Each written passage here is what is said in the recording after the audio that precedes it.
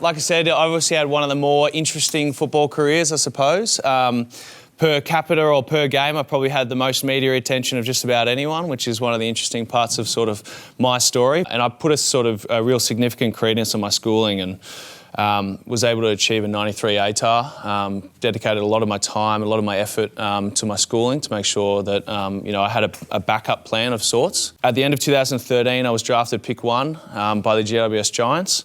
And 10 days after my final exam, which I think was my physics exam, I moved to Sydney. For me, being a young person, I considered the fact that homesickness was everything that was going wrong in my life. I thought it was normal, and I thought that everyone around me was going through the exact same thing. So at the end of 2014, I moved back to Melbourne to play for the Western Bulldogs in the biggest deal that had been offered to any player ever at that time, 7 years and $7 million.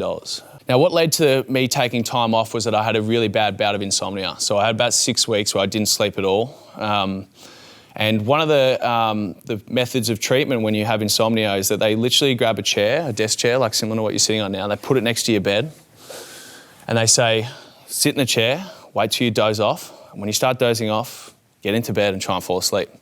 And if it doesn't work, get back out of bed, go sit in the chair, try it again.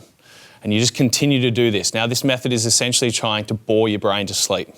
To be totally honest with you, my choice to retire from AFL football simply was because I didn't want to do it anymore, and I'm more interested in doing other things in life, things like speaking to you guys, things like continuing my business degree. I got engaged recently, and I'm looking forward to sort of the next part of my life. One of the common misconceptions or one of the common misunderstood areas of mental health is anxiety, right? So it's something that everyone goes through to a degree, and it's extremely normal to a part to go through anxiety. Like I said earlier, I really truly think that this is one of the biggest issues we're facing in society because of the changes we've had. There's obviously issues with social media.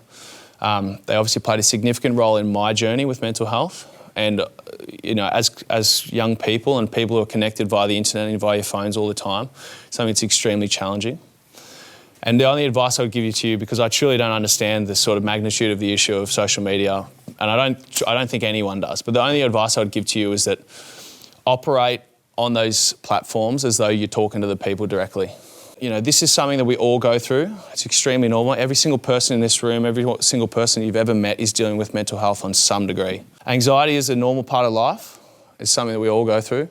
And it's something that if we can overcome and we can find a way through support from others, and that might be from a professional or from our classmates, to deal with these anxious moments and complete those tasks that make us stressed and anxious, we can actually unlock some of our most exciting potential.